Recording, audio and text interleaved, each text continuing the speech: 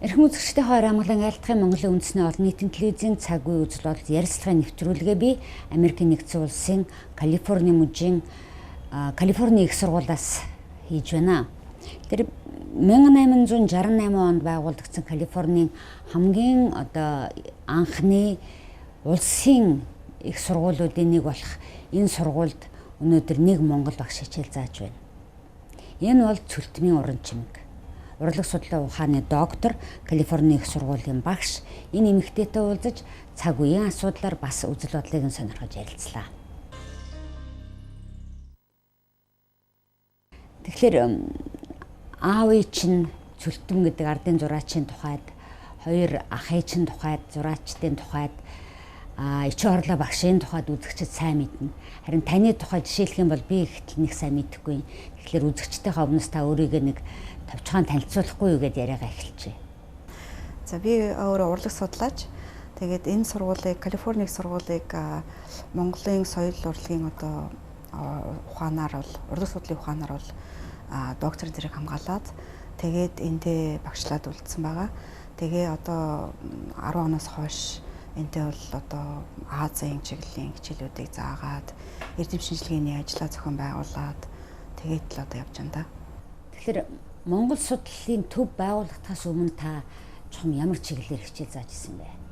Тийм, үндсэндээ бол бид нэр Азийн урлаг гэдэг л том хүрээний дотор л суралцаад тийм ээ. Тэгээд дээрэс нь төвдийн болон хятадын холбоотой урлаг судлалын ухаанаар бол миний гол хүрээвэл явагддаг л да. Тэгээд миний өөрийн диссертац хамгаалсан сэдв нь болохоор Монголын хүрээ хийдийн бүдийн шашны урлаг гэж байсан болохоор аргагүй хятадын урлаг, төвдийн урлагтай холбоотой энэ бүхнийг судалдаг. Тэгээд хичээлүүд маань бол ер нь бол манай Монголын урлагийг бол ер нь дэлхийд даяар мэдхгүй, мэдхгүйгээс гаднаас хүлээн зөвшөөрөхгүй хандлага их байдаг. Тийм учраас ямар ч Монголын урлагаар бол хичээл заах ямар ч боломж байдаггүй. Тиймээс би бол хятадын урлаг, Азийн урлаг гэсэн орчин үеийн урлаг гэсэн иймэрхүү ерөнхий сэдвүүдээр хичээл заагаад тэр дотроо Монголын хэмжээл оруулахыг боддог л доо. Та сайн нэг үг хэллээ л дээ, хүлээн зөвшөөрөхгүй байдаг гэж. Энэ үнэхээр бодитор байд юм уу? Танд яагаад тэг санагдсан юм бол? Тэгэхээр энэ бол их хэцүү асуудал. Яагаад тэгэхээр би бол тасан туршаал миний хийж байгаа мэрэгжил бол урлаг судлалын мэрэгчлэр л би олон жил сурж байна, ажиллаж байна тийм ээ. Тэгээд 1997 оноос хойш бол Монголын урлагийн, орчин үеийн урлагийн үйлчлэнгүүдийн куратораар бол би дэлхийд их олон орнуудад зохион байгууллаа шүү дээ тий. Тэгээд хамгийн харамсалтай нь бол ерөнхийдөө Монголын урлаг хичнээн мэдээж хамгийн их сайхан арга хэмжээ, сайхан их чанартай өндөр түвшин гэдэг бол би байнгын өөрөө хийлдэг, бичдэг, өөрөө итгэдэг явдаг ч гэсэн гадаадын орнууд бол манай түүхийг мэдхээс гадна Монголын урлагийг үнэхээр мэддэггүй. Тэгээд томоохон үйлчлэнгүүд гаргах, том байгууллагуудад хандах метрополитены музей юм уу, Азийн урлагийн музей юм уу тийм иймэрхүү том музейнүүд хандхад Монголын урлагийг хүлээн зөвшөөрдөг юм. Энэ бол манай урлагийн байр сууриа олоогүйг нь л харгаа л та тийм ээ. Тэгээд бид нар энд амьдраад би мэрэгчлэрээ ажиллаж байгаа хүний хувьд энийг хэлэхэд харамсалтай. Гэхдээ бол ийм шудраг бус явдал бол үнэхээр газар авчихсан. Тэгээд том музейнүүд, том сургуулиуд, том ч гэлтгүүрээ жижиг музейнүүд ч гэсэн ер нь бол Монголын үзэсгэлэн юм уу гаргах юм уу, Монголын тухай, Монголын урлагтай холбогдох тийм сонирхолтой бага байдаг. Тэд нэр тэр байгууллагууд, тэр музейнүүд юунасаа болгоомжилдгүй, яагаад хүлээн зөвшөөрдөггүй гэхээр яагаад тэгэхээр үзэгч байхгүй гэж үздэг тэд нар бол. Жишээлбэл Монголын урлагийн талаар би үзэсгэлэн метрополитены музей гаргахад үзэгч хангалттай үзэхгүй гэж тэд нар бол тооцоолдог. Тийм учраас эргээд нөгөө мөнгө зарцуулаад хөрөнгө зарцуулаад үзэсгэлэн гаргахад бол эргээд нөгөө орлогоо олохгүй гэж ингэж үздэг. Дээрээс нь Монгол гарч байгаа зүйлүүд үнэхэрийн хүн төрөлхтөнд оруулсан хувь нэр мэгж асаа тэд нар мэддэггүй. Тэрийг бол урлаг судлаач нар гаргаж ирдэг зүйл л дээ. Тэгээд бүх юмд л иймэрхүү их хаалт, хориг те иймэрхүү одоо бэрхшээлүүд байнга байдаг байхгүй юу. Би бол маш олон одоо музейнүүд бол хэд хэдэн дахин одоо төслүүд өгч ялаа, очиж уулзчлаа биеэр. Тэгэл энэ ганцхан Монгол улс туулж байгаа зүйл биш. Энэ ер нь одоо энэ Euro America гэж хэлдэг шүү дээ. Европ болон Америк тийм ээ. Нөгөө л колоничлын үеэс тогтсон одоо байр суурь бол одоо том гүрнүүттэй ярилцаа сурчсан. Тэрэндээ одоо сүүлийн үед л одоо сүүлийн 5 жилд хятадын урлаг нэг гарч ирж байгаа болохоос биш. Бас хятад урлагч гэсэн энэ замыг бас л туулж ирсэн. Хятад урлагч гэсэн 10 жилийн өмнө бол бас л одоо нөгөө л одоо эртний юмыг харж ойлгохыг хичээнүүхээс орчин урлагийг бас л хүлээн зөвшөөрдөггүй байж. Тэгээд одоо сүүлийн 5 жилээс л нэг хүлээн зөвшөөрдөг болоод үзүүлдэг одоо арга хэмжээнүүд эхэлж байна л да. Тийм учраас ганц Монгол туулж байгаа юм биш юм байна. Энэ ер нь л одоо тэр Европ, Америкийн тэр ертөнцид орох тийм ээ эхлэл нь бол одоо олон орнуудлын байдлаар явдаг юм байна л да. Төвд ч одоохондоо бас тийм байр суурь олоогүй байгаа. Манайх ч бас олоогүй байгаа тийм. Тэр та яг хэний оролцоо дутмаг гэж үзээд байгаа юм бэ? Яг тань шиг энэ урлаг судлал гэдэг юм уу Монголын түүх соёлыг дэлгэрүүлж байгаа хүмүүсийн тухайд яриад байна уу? Ерөөсөө энэ ажлыг хариуцаж бодлогын хувьд авч явах хэвээр яам тамга одоо шийдвэр гаргах төвшний хүмүүсийн тухайд яриад байна уу? Ер нь бол би бол бас тэрийг бичиж хэвлэжээлээ, ярьж лекцэнд явжээлаа. Ер нь бол Монгол улсын бодлогын нэг нь бол бас зөвхөн одоо эдийн засгаараа гарч ирэхтэй биш. Өнөөдөр Монгол улс ямар байдлаар дэлхийд одоо байр суурь олох вэ гэж асуудал дээр үнэхээр нэг бодолцох асуудал юм байна. Энэ нь өнөөдөр маргааш идэх хоолны мөнгөн дээрээ тогтохгүй ч гэсэн энэ бол алсын бодлого учраас Монгол улс өнөөдөр оршин тогтоож ирсэн нэг зүйлийн нэг нь бол үнэхээр соёл урлаг шүү дээ. Монголын тэр олон зохиосон, олон бичгийн урлаг байна, тийм ээ. Монголын бүтээсэн олон урлаг байна. Энэ бол Монгол улсыг өнөөдрийн дэлхийн тавцанд авч явсан юмны бас нэг гавьяа шүү дээ. Гэтэл энийгээ өнөөдөр Монгол одоо сүүлд монголчуудыг дарах бодлого гадаадын олон хүчнүүдээс олон жилийн турш явагдсан учраас Монголын урлагийг олон жил даржээ. Тийм учраас энэ бол одоо хизээнэл нэг хятадын одоо нөлөөтэй ч гэх шиг одоо төвдийн нөлөөтэй гэх шиг ингээд л одоо сүүлдээ одоо социализмын нөлөө гэл ингээл дарагцаар тийм ээ. Монгол улс нь үүнийг анхаарахгүй байсаар байгаад олон үйл одоо Монголын олон урлагийн хэлбэрүүд бол гадаад руу гарчихсан. Тийм ээ гадаадын одоо коллекцууд байна. Жишээлбэл одоо за энэ Америкийн улсаар авч үзэх юм бол Америк Азийн урлагийн музейд одоо Монгол коллекц байна. Рубенийн музейд Нью-Йоркийн Рубенийн музейд Монголын коллекцууд байна. Метрополитений музейд Монгол гэсэн хаяггүй Монголын бүтээлүүд байж байна. Гэх мэт ганц Аз Америкийн ТV-г авч үзэх юм бол тийм ээ Америк улсыг авч үзэх юм бол за тэгээд ингээд байх жишээдээ тэрэнд бол Монгол улс анхаарлаа тавьсангүй ирж манютын одоо урлаг судлалын хүмүүс бол энэ талаар ярих юм уу бичих юм уу ингэхэд бол миний л одоо юм бол хувийн юм шиг л одоо өнгөрөхөөс биш энэ бол одоо улсын хэмжээнд бодлогын асуудал хүрч чадахгүй явсаар ирлээ л дээ. Тийм учраас энд бол одоо би бол жил болгон юмаа хэвлүүлж гин жил болгон миний өгүүлбэрүүд номнууд бол гарч байна. Гэтэл багтж байна л та. Бидний хийсэн анхны том алхам бол 2015 онд Венец Биенналед Монгол павильон гаргасан нь бол одоо дэлхийн тавцанд анхны удаа манайх үзлэнгээ гаргалаа. Тэр бол үнэхээр тийм том одоо гайхамшигтай зүйл болсон. Гэхдээ энэ бол одоо нэг зүйлээр тогтохгүй дахиад ийм арга хэмжээнүүд хийх ёстой. Тэрэн дээр бол зөвхөн одоо нэг урлаг судлаач гүгээд юм уу нэг одоо тэр 976 галерей одоо зохицуулаад гүөхээд юм уу те эсвэл одоо хувь хүмүүс гүөх ёстой зүйл биш. Энд бол бодлоготой хандлах ёстой. Өнөөдөр бид нар чинь Монголоо дэлхийд таниулж байгаа хүн гэдэл их тэрийг их тийм гоё өргөмжлөлт юм шиг ярьдаг боллоо л доо. Үнэхээр ч олон хүн энд одоо уран бүтээлчдийн эрх чөлөөтэйгээр холбоотойгоор дэлхийд даяар л хөөмийгөө уртын дууга циркийн уран нугалбар үзүүлэл ингээл явж байна. Монголыг дэлхийд таниулахад энэ ер нь хувь нэмэртэй байдаг уу? Тодорхой хувь нэмэр оруулж байгаа. Энэ бол ямар ч маргаангүй асуудал товдроо хувь нэмрээ дор оруулж байгаа. Гэхдээ энэ дээр бол тодорхой хэмжээний бас нэг юм хамтын ажил бид нарт их дутагдж байна. Дээрээс нь одоо монголчууд бол хоорондоо их эв наримдал муутай байдаг. Энэ бол биднэрт бол ажил хийхэд бол байнга садаа болж ирдэг юм байна. Тий. Монголчууд биенээ дэмжихгүй шүү гэж хинч ойлгохгүй шүү дээ, тийм ээ. Хаа газар бол монголчуудад дэмжинэ л гэж хаа газар хардаг учраас зураачд нь хоорондоо хагарлцсан байгаа шүү гэж юусоо ойлгодог байхгүй юу. Үүн дээр бодит байдал дээр бол одоо зураач нар хэд хэсэг болоод хагарцсан. Тэрнээс болоод ямар ч асуудал одоо ингээл маш хүндрэлтэй болчихсон. Тэгээ байгууллагч гэсэн хорондоо ингээд хамтран ажиллах нь айгүй хэцүү болчихсон. Иймэрхүү бүх юмнууд л одоо энэ асуудал урагшлахгүй байгаа тийм ээ. Ийм байгаал гэж би өөрөө харддаг юм байна.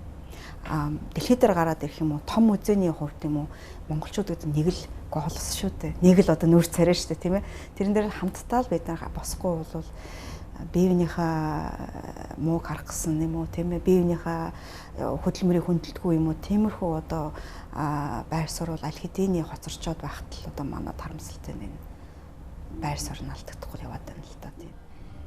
Ингээд таны ярианд гараад байгаа тэр буддын монголчуудтай холбоотой буддын соёлын тухай, соёл урлагийн тухай асуудлыг монголчууд ер нь өөрсдөө хэр мэддэг юм.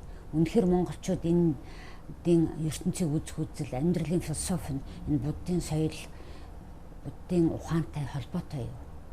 Энэ бас айгүй тийм амаргүй асуудал байна л да. Яагаад тэгэхээр ер нь Монголын буддын шашны урлаг тийм ээ Монголын буддийн одоо ухааны хүмүүсийн зохиолуудыг бид нар харж байхад бол одоо өөрийнхөө болох гэж их хичээсэн тийм хандлага байдаг. Ер нь хааж газар ер нь улбаа нь бол энтгэс гаралтай шашин шүү дээ тийм ээ. Ер нь төвдч тэр монголч тэр өөрийнхөө болох гэж их алхмууд хийсэн байдаг. Тэр дотор монголчууд ч гэсэн тэрнтэй адилхан бас Монголын буддийн шашныг бол өөрийн шашнаа болох гэж, өөрийн одоо гүн ухаантай холбох гэж, тэр дотор ялангуяа бөөгийн тэр гүн ухаантай холбох гэж тийм их хандлагууд гарсан байдаг. Хүчилсэн үү?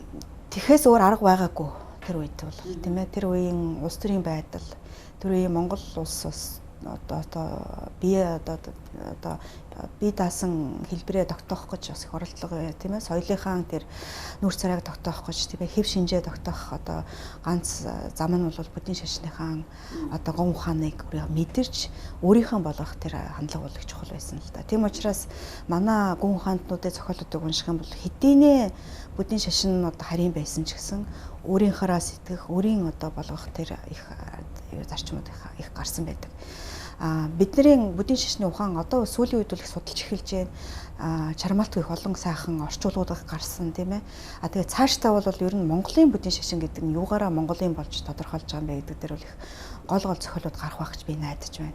Тэргээр бол би бол харагдах байх. Энэ бол Монгол гэсэн нэр томьёо одоо зөөх бас тийм бүрэн эрхтэй гэж хэлнэ. Тэр дотроо бол Монголын буддийн шашны урлаг бол одоо төвдөөс ялгарах тийм ээ. Бусад орнуудаас ялгарах бол их одоо онцлогтой гэж би бол их бичдэг. Тэгээд энэ дээр бол бүр ихтэй байдаг. Яагаад тэгэхээр тэр нь хэдийгээр одоо тэр танка зурагч юм уу бүх юм нь одоо төвдөөс авсан ч гэсэн дотор нь гарч байгаа хэлбэр мэлбэр нь Монголынх их өөр байд юм л да. Тэгэхээр та яг өөрийнхөө хүсэл сонирхлын дагуу энэ Монголыг сонирхож судалж байгаа оюутан залуучуудад хичээл зааж байна уу? Эсвэл тэдний сонирхлын дагуу тэдний сонгосон сэдвэр хичээл заадаг уу? Тэгээ ерөнхийдөө нэг Америкийн сургуулиудаар ч нөгөө хичээл зарлахад сонгож авдаг шүү дээ тийм ээ. Тим зарчмаар явагддаг. Тэгээд би тэр нөгөө Монголын сэдвтийн хичээл зарлахад ер нь заах боломжгүй гэж хэлсэн. Яагаад тэгэхээр аливаа сургуулиудад ерөнхийдөө Монгол судлал гэж бас тийм одоо салбар одоо хөлөө олоогүй тийм ээ. Ялангуяа Америк нэгдсэн улсад бол Монгол судлаачийн тоо бол тунг цөөхөн учраас ийм хичээл зарлах бол ямарч боломжгүй байдаг. Оюутан авахгүй гэж үздэг л дээ. Тийм учраас би бол энийг олон жил хөөцөлт юм аа. Оюутан байхаас эхлээл хөөцөлтөд тийм ээ. Яг хэдэн жил вэ? Ер нь бол 10 гаруй жил болсон. Яа тэгэхээр би анх энэ сургууль дээр Монгол Улсын их сургуулийн захирал ганцог гэж хүн байсан. Тэр ирэхэд бол 2006 онд ирж байлаа. Тэр жилээс эхлээл ер нь одоо Монгол Улсын их сургуультай хамтарч ажиллах юм уу бид нэр яриад манай деканууд ганцаг багш хүлээж авч ирсэн. Миний сургуулийн декан захирлууд хүлээж авч ирсэн. Тэгэл ер нь яаж хамтарч ажиллах уу, Монголыг яаж судлах уу гэдэргээл үүсчихсэн л та. Тэгээд манай тэр үед манай Монгол улс суугаа Равдангийн болдог элчин сайд байсан. Элчин сайд маань дээр ирж ирээд хурж ирэхэд бас их сайхан хүлээж авсан. Тэгэл ингээл алхам ингэж бид нар бол энэ асуудлыг ерөнхийдөө ярилцаж эхэлж ийсэн тий. Монголыг яаж судлах уу. Тэгээд яагаад Калифорник сургууль вэ гэж би асууя л да тийм ээ. Манай энэ сургууль ерөнхийдөө Монгол судлалыг анханасаа 20 дугаар зууны турш ярьж байсан монгол хэлийг зааж байсан Америкийн цорын ганц сургууль. Их сайхан төвхтэй. Ерөнхийдөө энэ бас түрүүн өрнөдийн ертөнцид монгол хэл заасан анхны сургууль 1935 онд тийм ээ. Монгол улс их улс төрийн хэцүү байдалтай байхад Америкийн нэгдсэн улс тийм Берклигийн их сургуульд тэр Германы фашистуудаас одоо дэрвэж гарч ирсэн одоо судлаач Фердинанд Лейсен гэдэг хүн энэ сургуульд ирээд монгол хэл заасан байгаа юм. Тэгээд Берклид монгол хэл зааж байхдаа Фердинанд Лейсенг монгол англи тол бичиг гаргасан. Тэгээд Монголын одоо юу сүмхийд байдаг, Бээжинд байдаг Юнхэг ингээд тийм ээ. Юнхэгийн ном гаргасан. Тэгээд ерөнхийдөө эндээс эхэлсэн өөрийнхөө цуглуулсан монгол номнуудыг энэ сургуульд таньдуулаад өгсөн. Тэгээд түүгээр энэ сургуульд Монголын номын сангийн үүсвэр нь тавигдсан. Тэгээд энэ хүн тэтгэвртээ гараад 50-аад оны сүүлээр тэтгэвртээ гарахад 1961 онд энэ уламжлалаа хадгалаад Берклигийн сургууль Джеймс Болсон гэдэг залуу эрдэмтнийг бас даваад тийм ээ монгол хэл өргөжлүүлээд заасан байна. Тэр хэцүү байхад бол одоо манай улс бол хаалттай байсан үед бол энэ Америк нэгдсэн улс монгол хэлийг бол өргөжлүүлээд бол 20 дугаар зууны туршид бол зааж исэн байна. Тэгээд Джеймс Болсон гэдэг багш бол төвөд хэл монгол хэл манч хэлгээ заахдаа монгол хэл тол бичгэл гаргасан байна. Монгол хэл тол бичиг 2 удаа гаргасан. Тэгээд дээрэс нь бас тэр дайны одоо тэр хүүтэн одоо дайны үеийн явцад бол их олон хөдөлгөөн бас үүсээд Дэлгэн утагт тийм ээ хамгийн одоо алдартай Дэлгэн утагт байна. Дэлгэн утгатын шавнар нь энэ улсд ирэхэд бол одоо Джеймс Болсон бас их бараадаж ирж байсан байна. Тэгээд 1956 онд Индианагийн их сургууль дээр Блумингтон Индианы сургууль дээр Mongolia Society гэдэг нийгэмлэг байгуулаад тийм ээ хангины гомжиг гэж өөр монгол хүн байгуулад тэгээд тэнд монгол хэл одоо заах ярьж яхад бол Джеймс Болсон бол тэр сургуулийн тэр одоо Mongolia Society-ийн эрхлэгчээр нь ажиллаж байсан байна. Ингээд л одоо ерөнхийдөө Монгол гэдэг нэр томьёо бол манай сургуультай байнгын холбоотой байсан байна л да. Тэгээд Дэлгэн утагт 1960-аад онд дээрээд маш их нарийн судалгаануудыг хийхэд одоо Луис Ланкастер Дэлгэн утагт Алекс Вейман гэдэг хэдэн эрдэмтэд хамтарч бүдийн шашны Монголын одоо гүн ухааны одоо зохиолууд дээр судалгаа орчуулгад нэр хийжсэн байгаа. Тэрний шавь нь одоо бас даалам намжилт оршиж ирээд бас энэ сургуульд 3 жил багшилсан байгаа юм. Тэгээд тэрний дараа ерөнхийдөө байнгын тэр Mongolia Society-гийн эрхлэгч тэгэл тэр хүний одоо багшлах гэх мэтлэн монгол хэл бол энэ сургуульд бол байнга зааж байсан байгаа юм л да. 1996 онд Джеймс Болсон багш тэтгэвртээ гарахад өргөжлүүлэх асуудал бол харамсалтай нь бол хаягдаад яагаад гэвэл тэр үед бол одоо төвд судлал их хүчээ авчихсан, хятад судлал маш их хүчээ авчихсан байсан учраас энэ сургуулийн бодлого хятад судлал руу яваад монгол судлал огт хаягдсан байна. Тэгээ 2002 онд би одоо оюутнаар ирэхэд бол хинч байхгүй болчихсон, Джеймс Болсон багш байхгүй явчихсан. Тэгээ тэр Луис Ланкастер гэж бас Монголын бүдийн шашныг бас сонирхож хардаг байсан хүмүүс бас тэтгэвртээ гарчихсан. Монголын эзэн гүрний үеийн түүхийг заадаг байсан Джон Смит гэдэг багш бас тэтгэвртээ гарчихсан. Ингээд Монгол сэдвтэй ганц жишээ байхгүй болчихсон байсан намайг орж ирэхэд. Тэгээд ирэх биш одоо монгол хүн учраас ер нь энийг бол одоо зохион байгуулъя. Дээрээс нь бол манад бас суурь байсан, номын сан байсан учраас энийг бол хийя гэдгийг бол би өөрөө хүсэж хийж л да.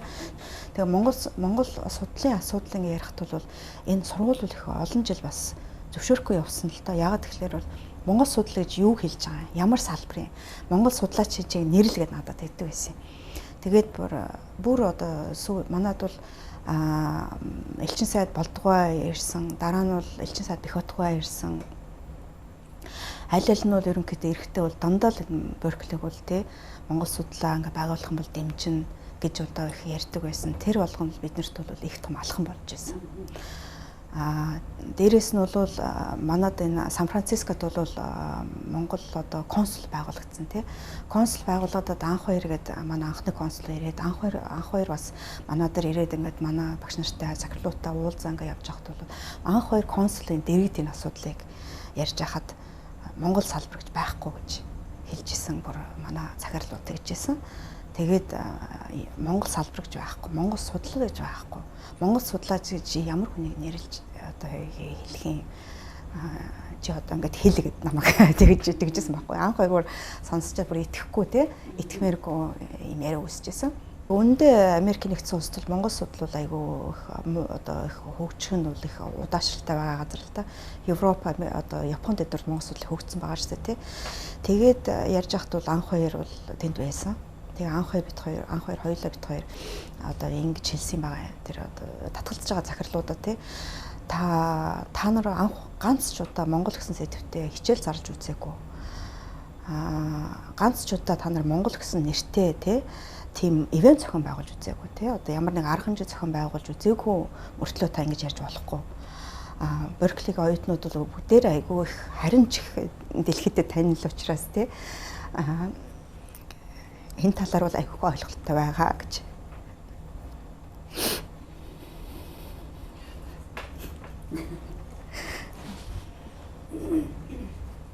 Тэгээ үндсэндээ бол анх хоёр бид нартэй тэр уулзс бол аюул чухал болсон л доо. Яагаад гэвэл манай Зүүн Азийн судлалын хүрээлэнгийн захирал Вэншин Е гэдэг хятад судлаач байсан. Хятад эрдэмтэн байсан. Тэр хүн бол ерөөсөө Монгол судлал гэдгийг ерөөсөө огт ойлгохгүй байсан. Тэгээд бид нэрээ ингэж их олон жил хөөцөлдөөд дээрэс нь одоо манай Монгол улсын одоо Монгол улсаас суугаа элчин сайдууд ирж ирсэнд бол би их талархдаг. Энэ хүмүүсийн ирж ирсний удаас алхам болгоно нь бол бас биднэрт их дэмжлэг болж исэн. Тийм учраас 2008 онд Берклигийн захирлууд бөөнөрөө 95 6 хүн хамтраад Монгол явсан байгаа байхгүй Монголыг үзэх гэж. Тэгээд тэр Вэншин захирал явсан. Тэгээд Кевин O'Brien гэдэг дандаа хятад судлаач нар л да. Тэгээд тэр бүгд очиод тэгээ Монголын одоо өнөөдрийн хөгжиж байгаа байдлыг хараад үнэхээр одоо Монголыг бас судлах хэрэгтэй юм байна гэсэн шийдвэр гаргасан байсан. Тэгээ бид нар хурж ирээд бас миний хичээлүүд бол дандаа Азийн гэсэн сэдвтэ яваад байсан тий. Тэгээд Азийн гэсэн сэдвтэ ч гэсэн Монгол гэснийг оруулаад ингээд жишээл одоо будын шашин гэж заагаал, будын шашны урлаг заагаал зан нудраа оруулна шүү дээ дунд нь тий. Тэгэл хамгийн сүүлд нь оюутнуудаа ингээд нөгөө сонголт өгдөг байхгүй одоо та нар юуны талаар судалгаа хиймээр байна. Та нартай судалгаа одоо сонголтоор судалгаагаа хийгээр ихлээр одоо жишээл зан нудрыг сонгох жишээтэй тий. Эсвэл Монголын урлагийг сонгох жишээтэй. Тэгэхээр тэр нэг юм хэлээд байгаа байхгүй тий. Тэгээд тэрийг бол би захирлуудаа хэлжсэн л да. Одоо миний хичээлүүдээр ихтэл одоо Монгол гэсэн сэдвийг дандаа оюутнууд сонгодог. Та нар оюутнуудаа бол итгэхгүй байна.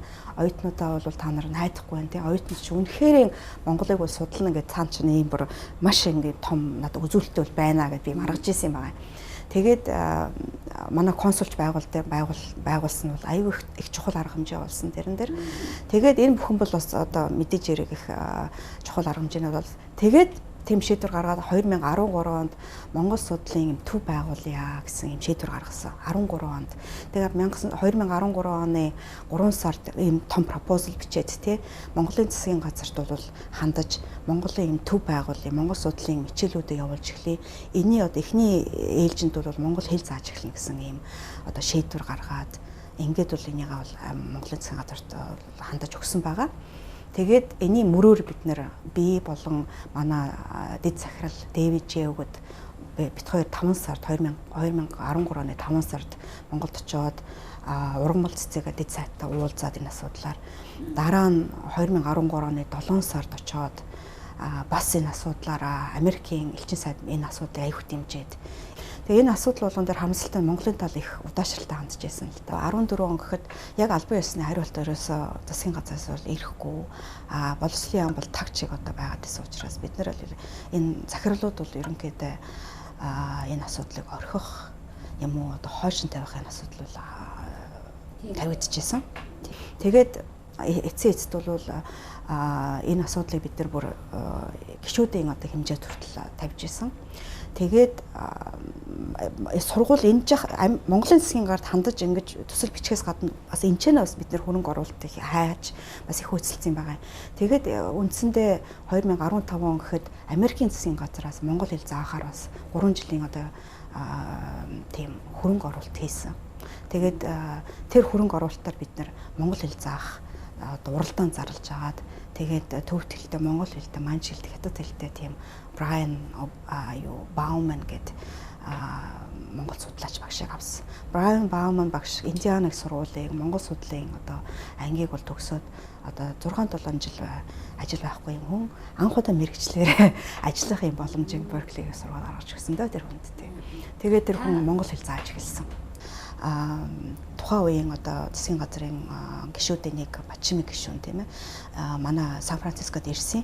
Тэгээ Бачими гишүүн ирэхэд бол бид нар энэ асуудлыг бас яриад тийм ээ бүр консул дээр бид нар монголчууд уулзалт болгоход тийм ээ тэн дээр манай Баатар байсан, Жамбаа байсан гэдэг бид нар монголчууд бүгд их цөөхөлөө ингээд хурж ирээд яриад ингээд энэ Берклийн асуудал ганц одоо урнагийн асуудал юм уу, Баатарын асуудал биш ээ. Энэ бол Монголын асуудал шүү дээ. Монголын ирээдүйн рүү харсан асуудал. Тийм учраас 2015 онд Америкийн засгийн газрын санхүүжилт 3 жил монгол хэл заана. Дээрээс нь эхний жилийн одоо санхүүжилт Монголын засгийн газраас Бачими гишүүний шууд дэмжлэг гэдгээр манад бүтэж орсон юм. Тэгээд 2015 оны 9 сарын 26-нд бид нар нээлттэй хийгээд гэхдээ энийг бол одоо төв гэж нээж чадаагүй. Center for Mongolian Studies буюу Монгол судлалын төв одоо байгуулах анхны одоо зам тийм ээ анхны алхам буюу Mongolia Initiative гэдэг програм нээлээ гэж нээлттэй хийсэн. Гэхдээ энэ бүгдээрээ дандаа одоо 1 жилээр юм уу 3 жилийн хугацаанд орж ирсэн нь бол харамсалтай. Тэгээ бид нар бол одоо дахиад одоо айл засгийн газар, Монголын засгийн газар ч гэсэн, Америкийн засгийн газар ч гэсэн үргэлжлүүлээд одоо бид нэр дэмжих санхүүжилтийн юм одоо хүсэлтүүд, пропозалууд тавьчихсан байгаа. Тэгээд энийг бол дэмжнэ, харж үзээсэй. Энэ бол зөвхөн одоо нэг хүний ажил биш. Бүгдээрээ одоо бодлогын хувьд энд бол Монгол улс харж үзэх ёстой юм шүү. Америкийн төвд Монголын тухай тэгээ монгол хэл заагаад Монголын тухай, Монголын ойлголтын тухай мэдлэг олгоно гэдэг бол үнэхээр Монголын одоо бүх талаараа эдийн засаг боловсрол бүх талаар бол эерэг нөлөө үзэх. Цаашдаа Монголын хөгжилтөнд эерэг нөлөө үзүүлэх ийм одоо хандлага юм шүү. Тийм учраас энийг бол анхаарах хэрэгтэй. Монгол хүн болго анхаарах хэрэгтэй л гэж би бодож байгаа. Брайан Бауман багш те одоо миний бит хоёрын дундаас бол одоо 7 төрлийн хичээл гарч байгаа. Дандаа монгол сэдвтэй хичээлүүд байгаа. Брайан багш бол Монголын орчин үеийн монгол хэл зааж байгаа. 2 дахь жилээ зааж байна. Түүний шавнар нь гэхлээр Америк оюутнууд байна. Дээрээс нь бас энэ Америкт амьдарч байгаа монголчууд ч бас одоо бодит байдал шүү дээ тийм ээ. Бидний хүүхдүүд бас монголоор ярьж байгаа ч гэсэн монголоор сайн мэдэхгүй, бичиж мэдэхгүй гэдэг бас хүүхдүүд байна. Тэгээд Беркли бол монгол оюутнуудтай хамгийн их монгол оюутнуудтай сургууль болчихсон аль биесээр. Монголын оюутнуудын бүр Берклигийн нийгэмлэг байгуулагдсан. Тийм учраас Брайан багшийн одоо оюутнуудын дунд бас монгол хүүхдүүд байна. Энд төрсэн юм уу? Энд одоо жоохносоо ирчгээд монголоо одоо монгол хэлээ сайн сурч чадаагүй тийм хүүхдүүд бас байна. Тэгээд 2 дахь жилээ Брайан багш бас одоо Монголын одоо сонгодог хэл тийм ээ сонгодог бичиг ууржин бичиг одоо тийм зааж байгаа. Ингээд нэг ясна 2 хичээл зааж байгаа. Дээрээс нь түрүүний би ярьжсэн одоо Джон Смит мөн одоо Луис Ланкастер гэдэг олон багш нарын зааж байсан Монголын бүдийн шашин, Монголын эзэн гүрний үеийн түүх гэсэн ийм наривчлсан сэдвтэй хичээлүүд заадаг олон жил орхисон байсныг Брайан багш бас энэ бүгдийг зааж ингээд одоо семестр болгон ингээд ээлжлээ зааж байгаа. Миний хичээлүүд бол дандаа соёл урлагийн хичээлүүд байгаа. Одоо энэ семестр ихтэл би Монголын бүдийн шашны урлаг гэсэн хичээл зааж байна. Дараагийн семестр би Монголын орчин үеийн урлаг гэсэн хичээл заана. Ингээл энийг зарлахад бол одоо танхим болгоно л одоо хичнээн оюутан ирэх бол гэж дандаа хардаг. Тэрнээс болоод зарим хичээлүүд хасагдах тийм юм асуудал гарч ирдэг л те. Тэгээд одоо миний болон одоо анх хоёр консульттай бидний ярьж байсан маргаж исэн зүйл үнэн бол таарсан. Яг тэгэхээр бид нэр зарлах дээр дандаа оюутнууд ирдэг. Бидний хичээлдээр одоо миний хичээл ирэх би 40 гаруй оюутантай байна. Брайан багш хичээлүүд ч гэсэн бас их олон оюутан байгаа. Ингээд харахад бол Монголыг бол өнөөдөр ингээд зарлаад заахад бол хятадас дутхгүй тий төв судлаас дутхгүй олон оюутан ярьж байгаа нь бол одоо бид нар бас Монгол судлал энэ байгуулах тэр зөв замдаа явж байна л гэж ингэж харж байна л доо. Гадны Монголыг сонирхож судалдаг монгол судлаач эрдэмтдийн залуу халааг бий болгох. Яг тань шиг Монголынхон соёл урлаг төв соёлын талаар гадаадд түгээж байгаа хүмүүсийн залуу халаанууд ингээд тасалчих гэл юм шиг санаа зарим бодолд надад төрдөг. Тий. Тэр яг үнэ яг тасарч байгаа байхгүй. Ягаад гэвэл эргээд ажил байхгүй. Одоо ингээд нөгөө Монгол судлаадад чи Брайан Бауман багш чи одоо их сайхан Монголын бүдийн шашны 6-аар ном гаргасан байгаа байхгүй. Тэгээд ажил байхгүй их олон жил явсан байгаа. Тэгээд тэр хүнд бид нар манай сургууль боломж олгож гэж би хэрвээ энийг хөөцөлтөөгүй бол тий дандаа илүү цагаар дандаа өдөр шөнөгүй тий дандаа одоо хагас бүтэн сайдар тий цалин мөнгөгүй би өөрийнхөө одоо багшийн юун дээр нэмээд тий одоо оюутан бахаас авал ингээ хөөцөлтөг бол энэ хүн бас ажилгүй л явж байсан. Тийм учраас энэ Монгол судал хөгжихгүй байгаа юм асуудал бол энэ зөвхөн нэг хүний асуудал биш байгаа үст тийм ээ. Энэ залхамжаа ингээ тасрах гэж байгаа юм яагаад вэ гэхээр энэ хүмүүс бид нар ингээ шавь төрүүллээ гэхдээ нөгөө шавь маань ажилгүй явах юм бол хэрвээ хоёр хүн энийг суралцах сонирхолтой байсан бол нөгөө ажил олдог хятад судалруулал явчих байхгүй. Тийм учраас энэ бол эргээд л нөгөө улс төртэй ч холбоотой эргээд л нөгөө Монголын өнөөдөр маргааш юун дээр байна вэ? Монголын өнөөдөр ирээдүйн юун дээр байна вэ гэдэг дээр л очичлаа юм л да.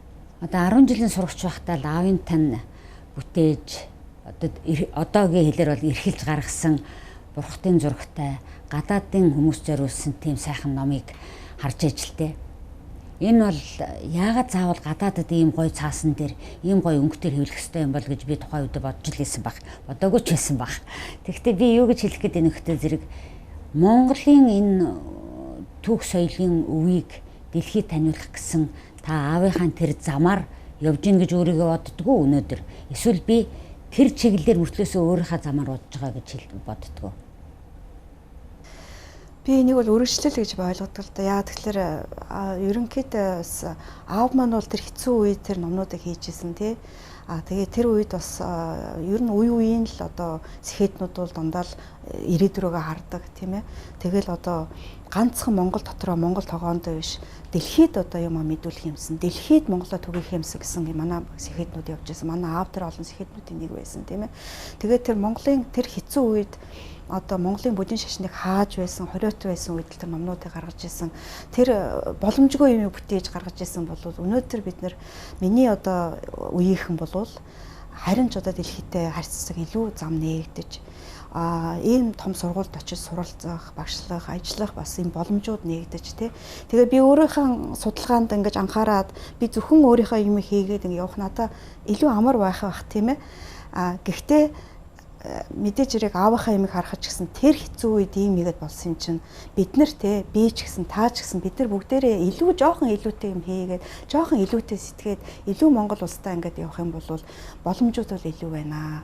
Тийм учраас энэ боломжуудаа ашиглая. Дээрээс нь бол манай бас хэдийн засаг хэцүү байгаа ч гэсэн бас бид нартай бас хамтрах хүмүүс гарч ирдэг, боломжууд нь бас олдчихдаг учраас бас би дандаа би ер нь их позитив үзэл бодолтой хүн л дээ. Муу юм байсан ч гэсэн сайн юм илүү байдаг гэж үздэг учраас тэр сайн бүх юм нь бас гарч ирнэ.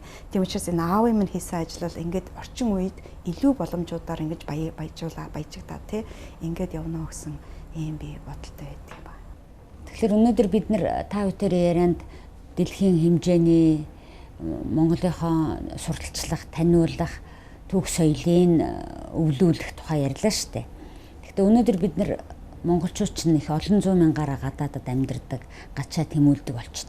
Тэдний дунд Монголоо таниулж, жинхэнэ урлаг соёлоо таниулж яваа хүмүүс ч хөл байна. Өөрсдийнхээ ажил амьдралаар Монголоо таниулж байгаа хүмүүс ч хэл байна. Өнөөдөр яг та бүхэн яриа сууж байгаа энэ мууж улсад, Калифорни мууж улсад гэхэд олон мянган монголчууд амьдарч байна. Ер нь энэ таны ажилд монголчуудын оролцоо ямар идэг вэ? Энд ажиллаж амьдарч байгаа. 10 жил хөөцөлдөх энэ юмд бол те хэдийгээр би энэ дотроо өөрөө байгаад хөөцөлж байгаа ч гэсэн энэ бүхэнд бол энд амьдарч байгаа одоо монголчууд бүгдээрээ л маш идэвхтэй дэмждэг байсан. Энэ ч гэсэн одоо хэдийгээр албан ёсны хүмүүс төлөөлөлүүд ирж байгаа ч гэсэн тийм ээ. Манай энд байгаа одоо хувь хүмүүс ч гэсэн дээрээс энд бас байгуулагдсан бас байгууллагууд байна. Жишээлбэл одоо манай Бээрэ монголчуудын холбоо байна. Монгол хүүхдүүдэд монгол хэл заагаад эхэлсэн. Монголын одоо янз бүрийн бас бүжиг эднэр одоо урлаг соёл заагаад эхэлчихсэн гэр сургууль ингээд байж байна тийм ээ. Тэгээд одоо бас янз бас мэдээллийн хэрэгслүүд байна тийм ээ. Тэр бүх хүмүүс бол өөр өөрсдийнхээ салбараар өөрийнхөө хэмжээгээр бол энэ бидний арга хэмжээг бол байнга дэмжиж ирсэн юм байна. Жишээ бид нар янз бүрийн одоо яг арга хэмжээний хувьд бид нар жил болгон 2 том олон улсын эзэмшлийн хурал зохион байгуулж байна. Дээрээс нь хичээлүүд явуулж байна тийм ээ түрүү ярьсан. Дээрээс нь бол бид нар одоо сар болгон лекц ариунууд Монгол сэдвтэй лекц ариунууд явуулж байгаа. Энэ бүхнийг зохион байгуулахад энэ бүхнийг одоо бүтээхэд тийм ээ Монголын тэр Монгол энд амьдарч байгаа монголчууд бол байнга оролцдог. Байнга одоо цаг заваа зарцуулаад энд бид нарт хурж ирдэг учраас бас монголчууд нь амьд байгааг энэ сургууль харж байгаа учраас тийм ээ монголчууд нэтгэвтэй ингэж явж байгаа учраас энэ сургууль бол үнэхээр юм бас бас нөө гэж тааж болохгүй нэ арга хэмжээнд одоо явуулж байна л та тийм ээ. Тийм учраас бид нар энэ дэр бол би хувьяасаа ч гэсэн мэдээж яриг энэ хүмүүстээ баярлж байгааг хэлэхээс гадна бас энэ сургуулийн бас энэ байгууллага бас л энийг бол үнэхээр харж бол би бол их биширдэг бахаа гэж би боддөг юм байна. За юуны өмнө цаг шахуу ажил ихтэй байх үеэрээ бидэнд цаг зав гаргаж бидэнтэй уулзаж цөөн хором ярилцсан танд баярлалаа. Таны уран бүтээлийн ажилд би уран бүтээлийн ажил гэж хэлж байна л да. Энэ бол уран бүтээлийн зүгээр боловсролын багшийн гэхээс илүү уран бүтээлийн ажил байх гэж бодож байна. Ингээд амжилт хүсье. Дараа дахин сонирхолтой өөр сэдвээр ярилцаж уулзна хаа гэж найдаж байна. Цагийн үзэл бодол нэвтрүүлгийн удаагийн дугаар өгөр өндөрлж байна. Өнөөдөр манай нэвтрүүлэгт Калифорни их сургуулийн багш, урлаг судлалын ухааны доктор Цөлтмийн уран чимэг оролцлоо. Анхаарал үзэгчдээ баярлалаа. Сайн хамраарай.